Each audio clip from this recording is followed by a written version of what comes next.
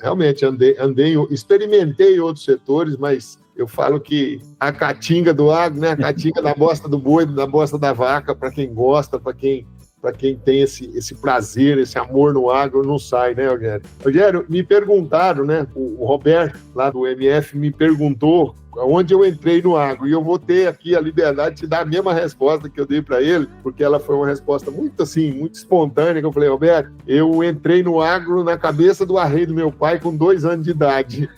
Literalmente? Literalmente. Quando meu pai comprou a primeira terrinha dele lá em Morrinhos, eu era um molecote, né, de 1, 2, 3 anos, não me recordo com precisão, mas com 2, 3 aninhos eu estava lá entrando no agro com meu pai.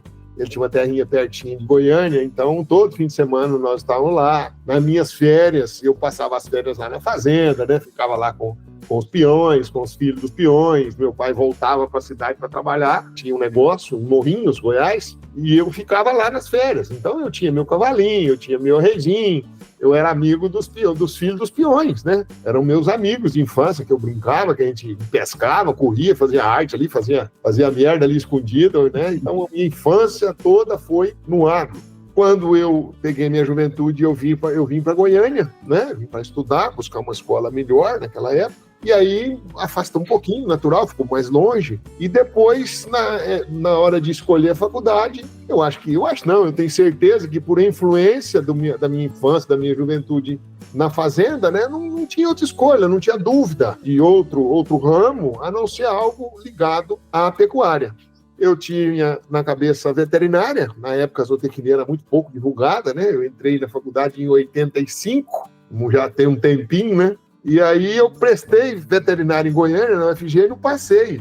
E como eu tenho raiz em Uberaba, minha mãe é de Uberaba, eu nasci em Uberaba, mas só nasci, fui lá para nascer, lá tem, né, uma faculdade de zootecnia muito boa, muito conceituada, que é a FASU, e aí eu falei, vou prestar em Uberaba, e fui para Uberaba, prestei, passei, e lá fiz meu curso de zootecnia, né, entre 85 e 90, numa época áurea, numa época assim, que o Zebu era uma estrela, né? Os Nelores da vida, as marcas Nelore, a Expo Zebu era a melhor exposição do mundo em termos de Zebu, o Giro, o Guzeral do Brasil, Nelore, né? Então eu vi esses touros de Central, aí os antigos de Central, aí Ludi, Vaso Veda, um monte de touro, eu vi em pista, né? Eu tive a honra de ver muito touro em pista. Fiz a faculdade de Uberaba, fui muito feliz, fiz um relacionamento com pessoas fantásticas, tenho amigos de faculdade hoje que eu falo que as melhores amizades da vida, ela vem da faculdade, né? É interessante. Exatamente. Vem da escola, ela vem da faculdade. Você pode ter estudado 5 anos com um amigo na escola, na sua juventude, mas os 5 anos de faculdade parece que é mais forte, é mais,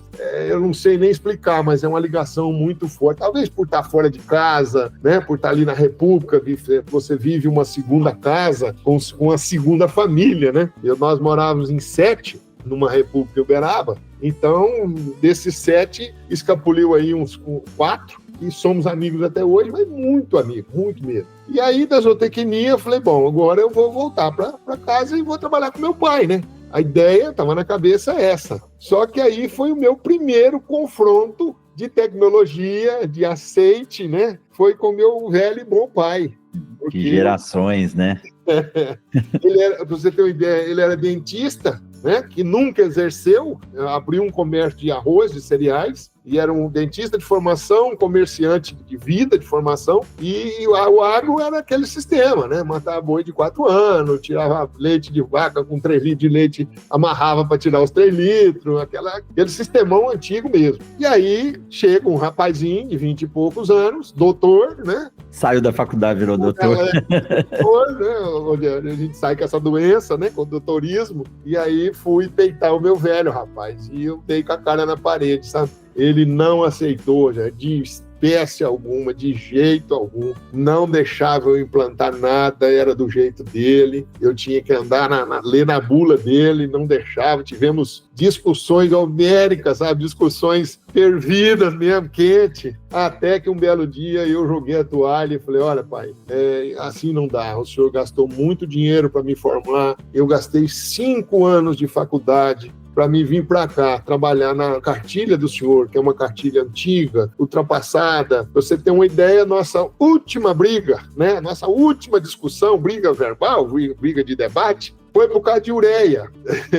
E hoje, até hoje, tem pecuarista que tem medo, né, gente? Isso aqui entristece. Eu pedi a ele para me tratar de uma parte de um rebanho nosso, né? Nós tínhamos um rebanho de novilha recém-desmamada, e eu pedi a ele para me tratar de uma parte, 20%, metade, e não houve acordo. Não teve jeito, ele não teve sabedoria para me desafiar, né? E eu não tive respeito. Eu gosto muito de falar essas duas palavras, sabe, Rogério? Para que os pais e os filhos que vão nos ouvir reflitam nessas duas palavras. O pai tem que ter sabedoria para mexer com o doutorzinho, que vem ali cheio de sonhos, cheio de garra, cheio de vontade, para o pai não matar esses sonhos, né? Para o pai não matar esse doutor que está ali com toda a ambição, com toda a vontade de fazer, de renovar. Então o pai tem que ter muita sabedoria para não matar esse filho, para não destruir esse filho, porque essa situação, ela gera um raciocínio que o pecuarista herda tarde, porque o pecuarista forma, o jovem vem, forma, o pai está ali na ativa, sadio, lúcido, e vai para 60, 70, 80, 90 anos, né? A gente vê pecuarista de 90 anos, e esse pecuarista de 70, 80, 90, ele tem um filho ali de 40, 50.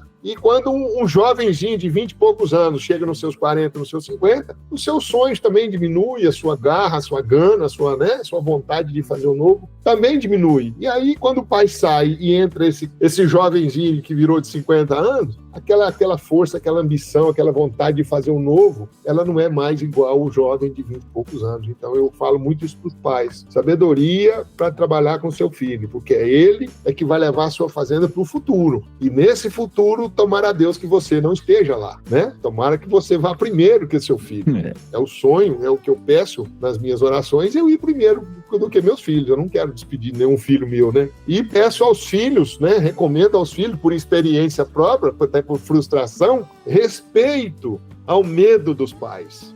Os nossos pais têm muito medo. São dois sentimentos que dificultam essa relação, sabe, Rogério? É o medo, né? Primeiro, o medo de colocar na mão de quem ele só vê como criança, porque para pai e filho não cresce. Nunca. Né? Nunca vai ter os seus. Então, para nós, pai, a gente quer que seja sempre aquele menino, aquele meu garotinho. Então, e aí o medo de colocar minhas coisas, que eu lutei tanto, que eu construí com tanto suor, com tanto empenho, na mão de um menino. Né? Então essas duas coisas aí, o filho precisa ter respeito nesses dois medos, nessas duas visões do pai, né? Para conseguirem caminhar lentamente, devagar, até o filho assumir a responsabilidade. O pai vai...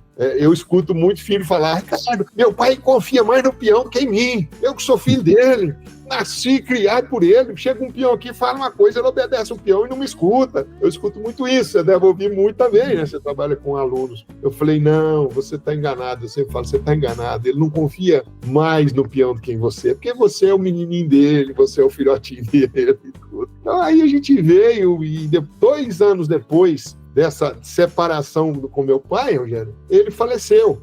Eu estava trabalhando numa empresa de nutrição aqui em Goiânia, que eu falo com muito orgulho, que é a nossa ex-integral, né? Eu falo ex porque ela foi vendida, né, para a Cargill. Eu estava trabalhando na Cargill já na Integral há 2 anos, e aí meu pai faleceu e eu voltei para a fazenda. Eu saí, me desliguei da Integral, voltei para a fazenda, e eu sou apaixonado em leite, Rogério. Eu amo leite, adoro leite. Para mim, a melhor atividade numa fazenda é o desafio do leite, né? Então eu tinha um sonho já desde a época que eu estava com ele, e aí eu falei: bom, agora eu vou fazer uma empresa de leite, eu vou fazer uma fazenda de leite. E eu já estava, ele faleceu em 92, em 94 para 95, eu já estava produzindo quase 2 mil litros de leite, eu já tinha gado para 3 mil e poucos litros, já tinha bezerras, novilhas ali, né? E o meu projeto naquela época era 10 mil. E olha, para você ver, eu volto no tempo assim e falo assim: poxa, é de longo tempo que eu tenho isso.